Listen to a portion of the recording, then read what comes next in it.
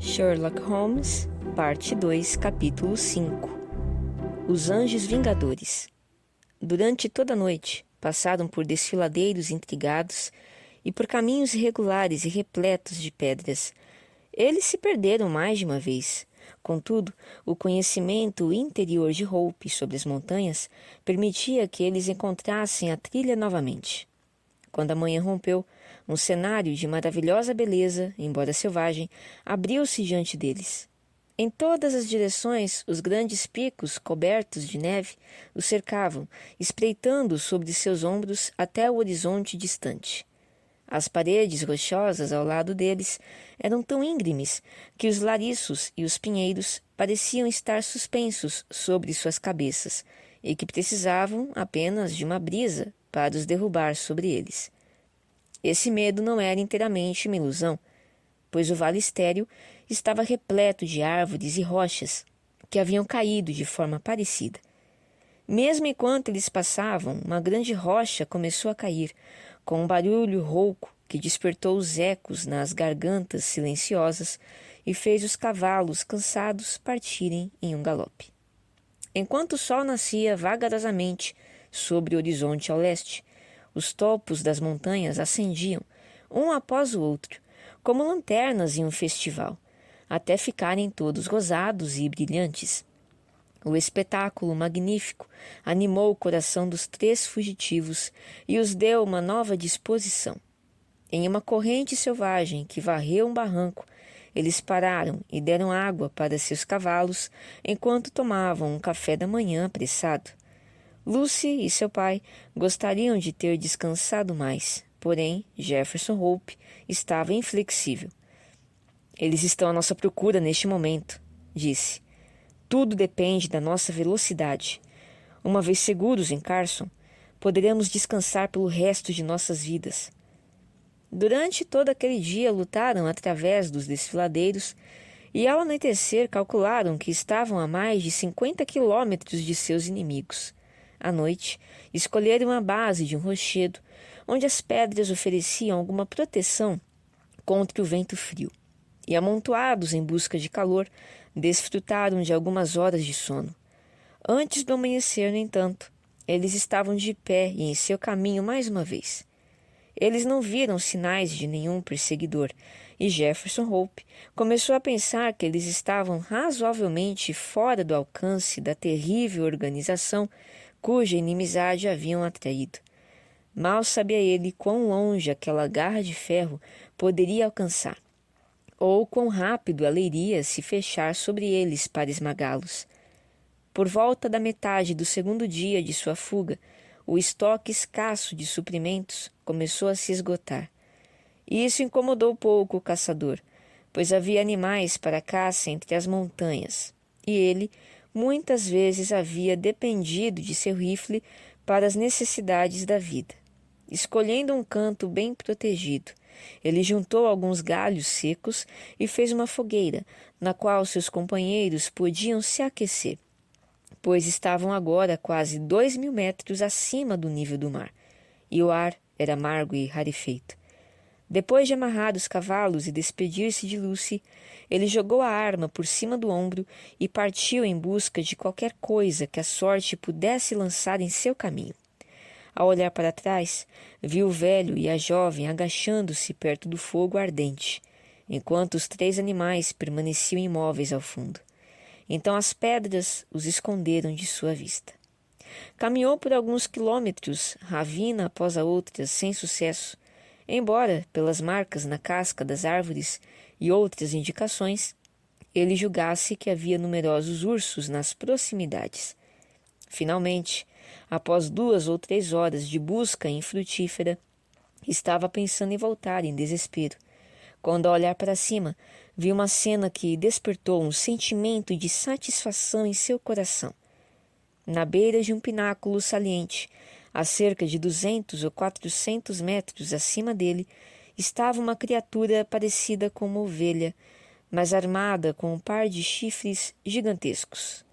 O grande chifre, pois é chamado assim, estava agindo, provavelmente como guardião de um bando que era invisível para o caçador, mas que felizmente estava indo na direção oposta e não havia percebido. Deitado de bruços, ele apoiou o rifle sobre uma pedra e fixou o alvo por um tempo, antes de puxar o gatilho. O animal saltou no ar, cambaleou por um momento à beira do precipício e depois desabou no vale abaixo. A criatura era desajeitada demais para ser erguida, então o caçador se contentou em cortar uma perna e parte do flanco. Com esse troféu por cima do ombro, apressou-se em refazer seus passos, pois a noite já estava chegando. Mal havia começado quando percebeu a dificuldade que se apresentava. Em sua ansiedade, havia caminhado muito. Além das ravinas, que eram conhecidas por ele. Então não era uma tarefa fácil escolher o caminho que havia percorrido. O vale em que estava se dividia e subdividia em muitos caminhos, que eram tão parecidos que era impossível distinguir um do outro. Ele seguiu um por mais de 1 quilômetro ou mais, até chegar a uma cadeia de montanhas que tinha certeza de nunca ter visto antes. Convencido de que havia tomado a direção errada, tentou outra, mas com o mesmo resultado. A noite estava chegando rapidamente e estava quase escuro quando finalmente encontrou-se em um desfiladeiro que lhe era familiar. Mesmo assim, não foi fácil manter o caminho certo, pois a lua ainda não havia surgido e os altos penhascos de ambos os lados tornavam a escuridão mais profunda.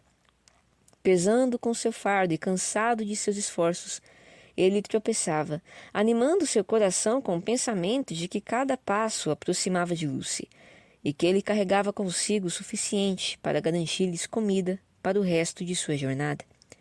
Agora havia chegado à entrada do mesmo desfiladeiro em que os havia deixado. Mesmo na escuridão, conseguia reconhecer o contorno dos penhascos que o delimitavam. Pensou que deveria estar esperando ansiosamente por ele, pois estava fora havia quase 5 horas.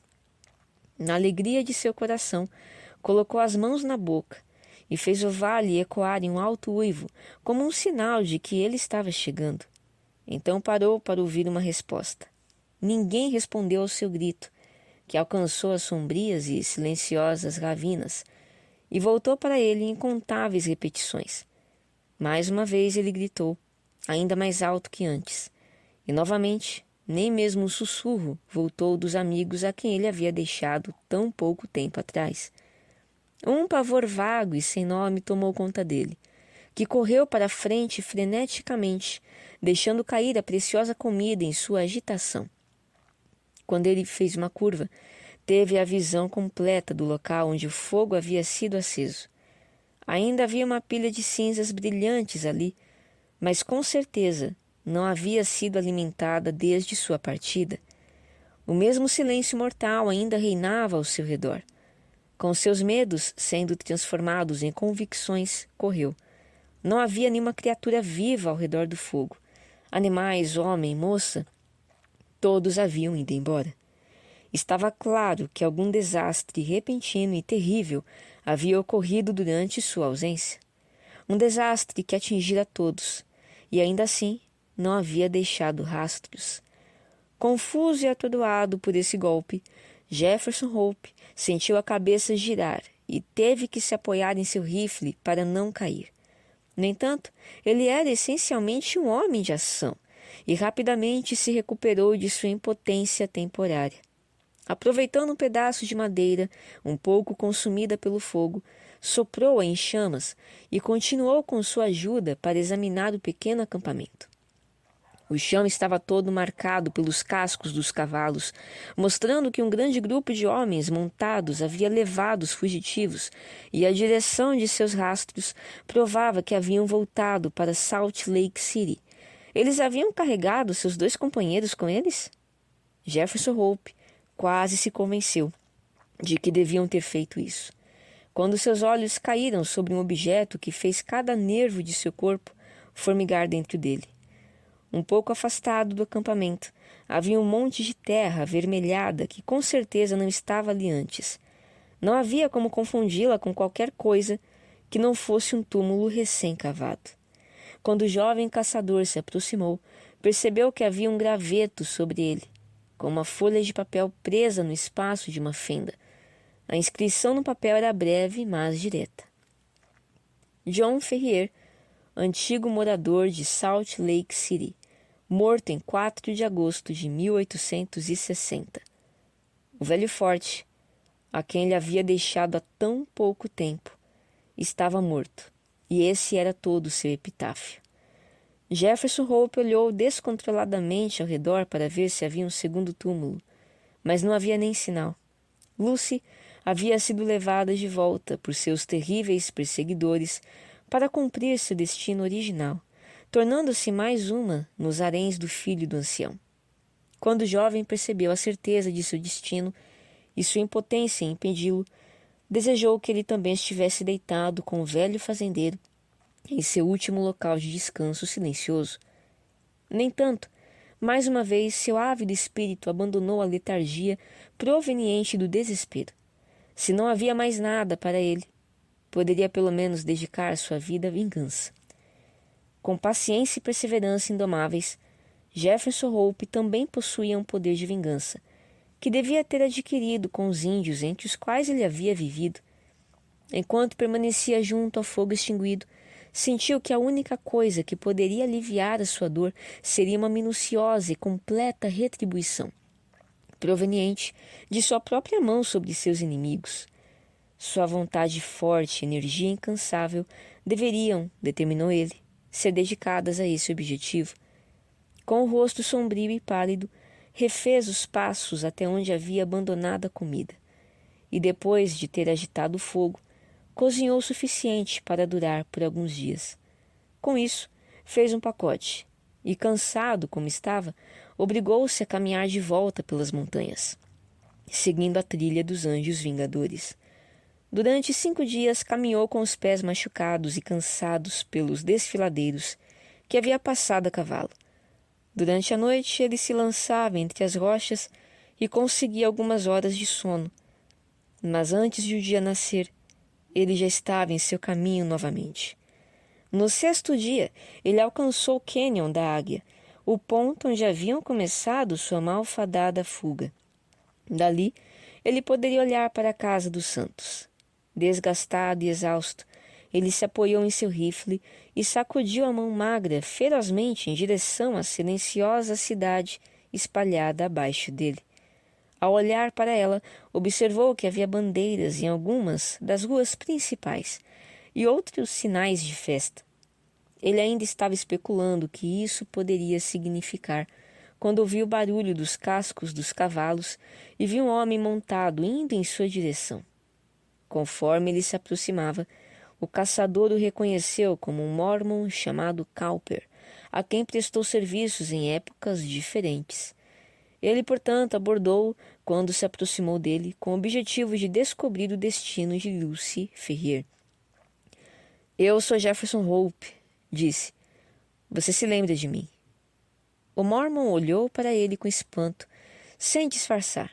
De fato, era difícil reconhecê-lo nesse andarilho esfarrapado e desleixado, com o rosto pálido, medonho e olhos ferozes e selvagens, em comparação com aquele jovem caçador elegante de antigamente. Tendo, no entanto, por fim, ficado satisfeito enquanto a sua identidade, a surpresa do homem mudou para pesar. "Você é louco de vir aqui", lamentou. "Pode custar minha vida ser visto conversando com você. Há um mandado dos 4 santos contra você por ajudar os Ferrier." "Eu não os temo, nem seu mandado", disse Hope sinceramente. "Você deve saber algo sobre isso, Cowper. Eu te imploro, por tudo que você ama, que responda algumas perguntas. Nós sempre fomos amigos. Pelo amor de Deus, não se recusa a me responder." "O que é?" perguntou o mormon, inquieto. "Seja rápido. As rochas têm ouvidos e as árvores olhos. O que aconteceu com a Lucy Ferrier?" "Ela se casou ontem com o jovem Dweber." "Espere, cara, espere. Parece que não há mais vida em você." "Não se preocupe comigo", afirmou Hope com fraqueza.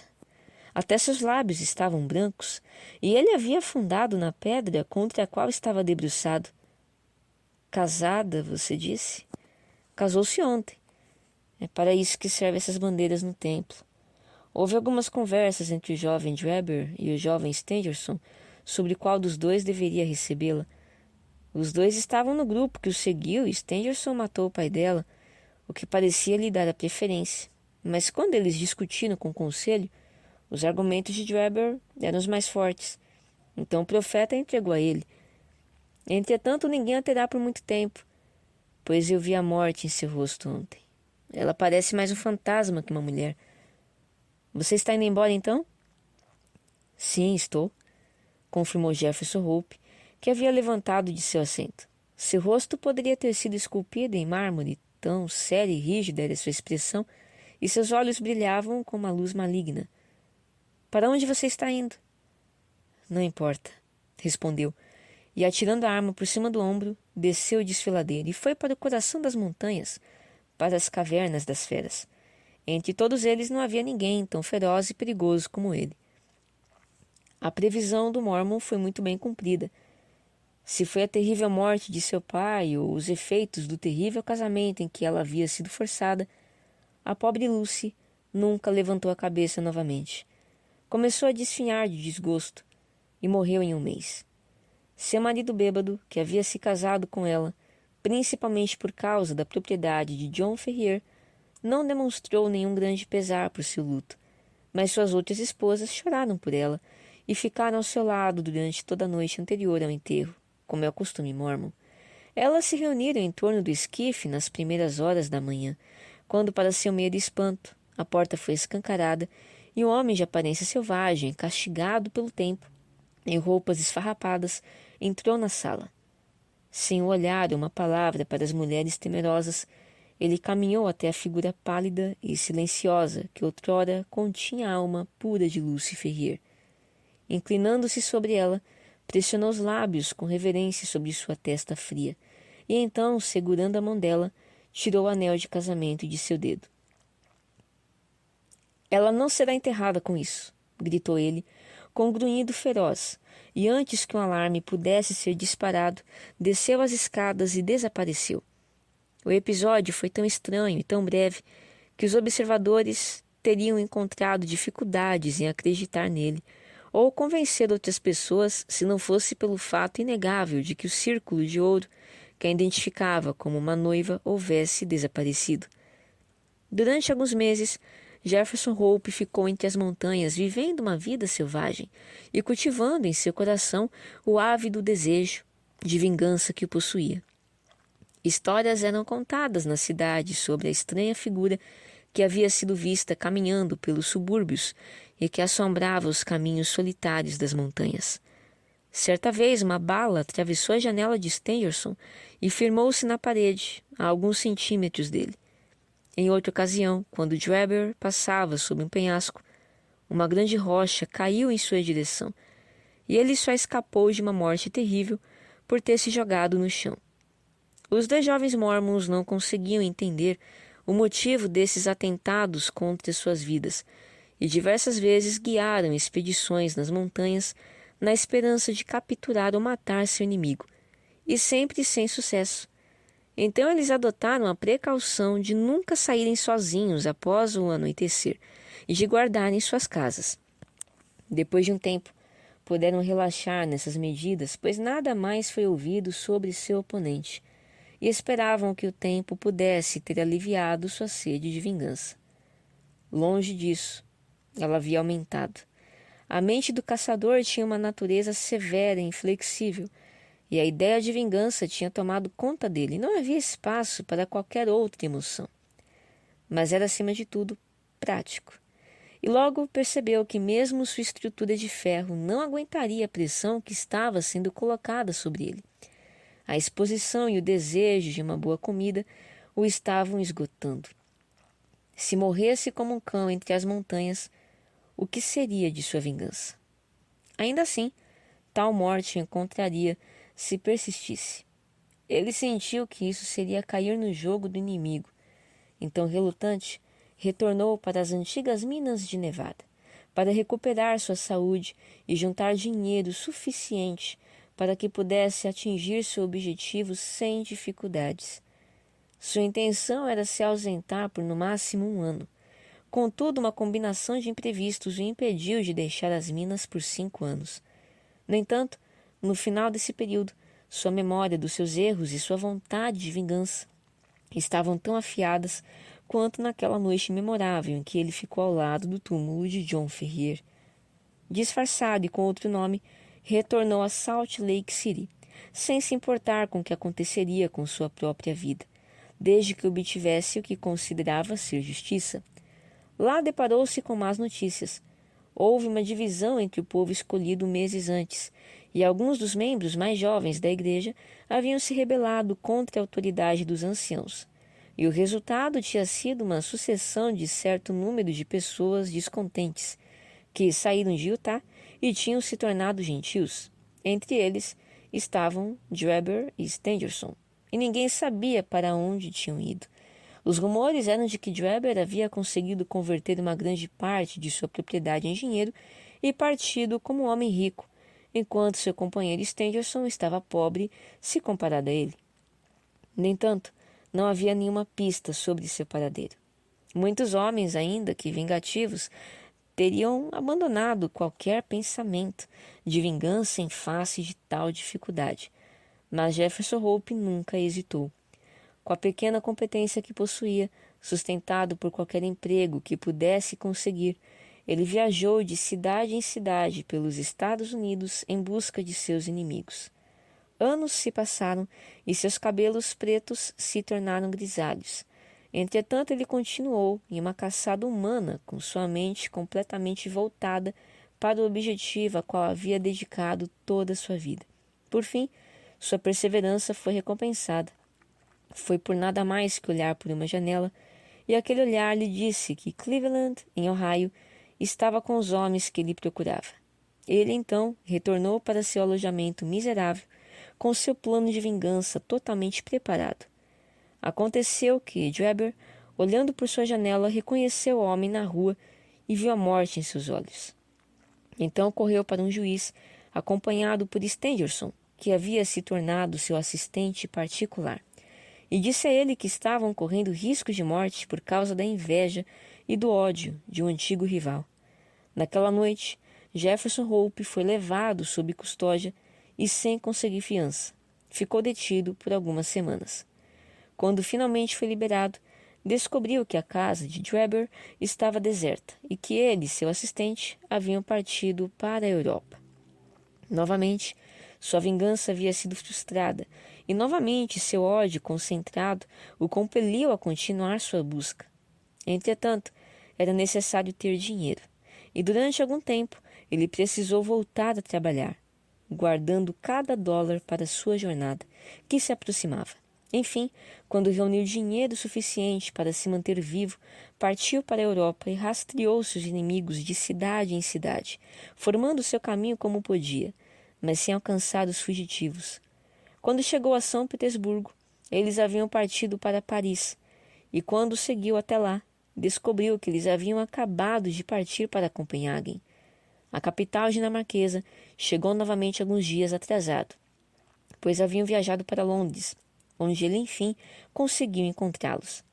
E quanto ao que ocorreu lá, não podemos fazer nada melhor do que citar o relato do próprio caçador, como registrado devidamente no diário do Dr. Watson, a quem já devemos favores.